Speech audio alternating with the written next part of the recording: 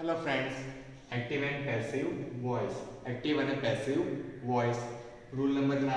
હવે નવમો રૂલ જોઈશું આપણે, the perfect future tense. Okay, પૂર્ણ ભવિષ્યકાળ. હવે પૂર્ણ ભવિષ્યકાળનો રૂલ જોઈશું. હવે એનો યુઝ, એનો વપરાશ એ ક્યારે વપરાય?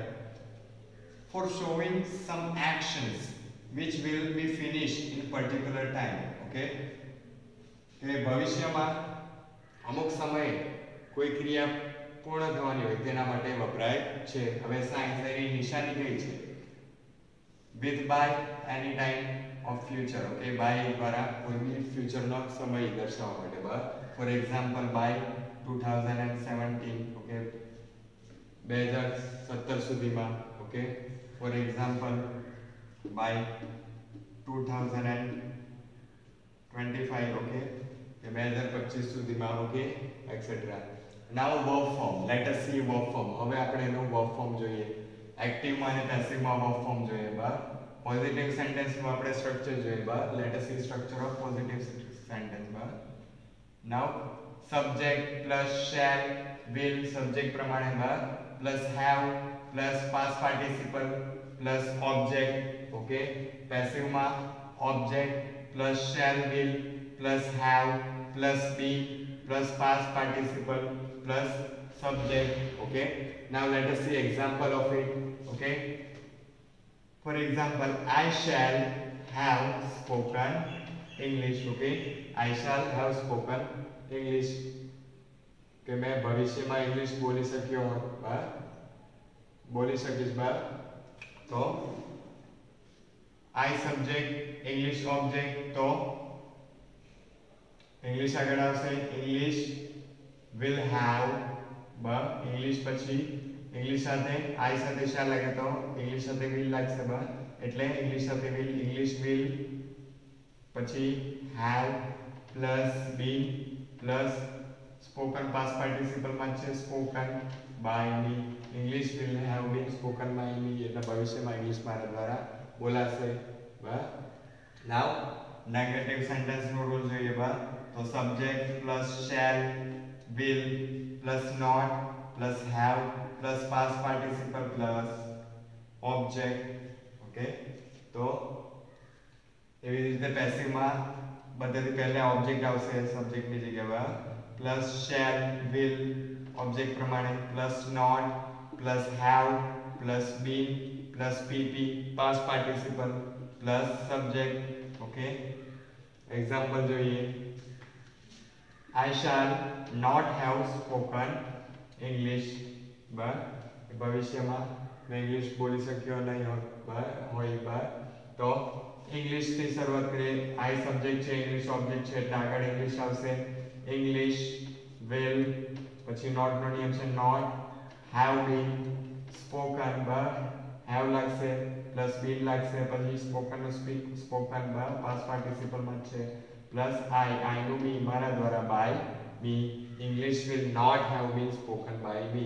English ભવિષ્યમાં અથવા ઇંગ્લિશ મારા દ્વારા બોલાશે નહીં. નાઉ interrogative.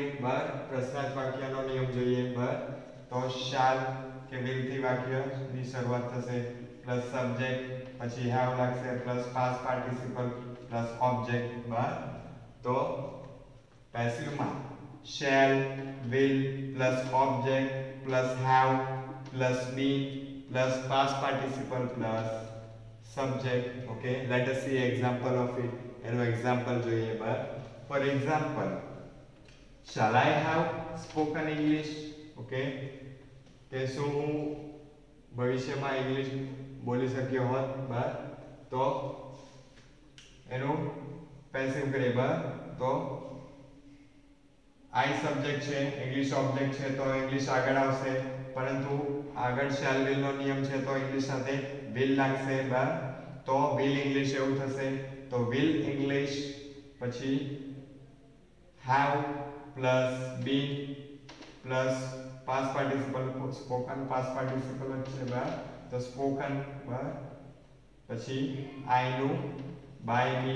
will English have been spoken by me. શું ઇંગ્લિશ મારા દ્વારા બોલાશે? તો આપણે જોયું. હવે let us see structure of it.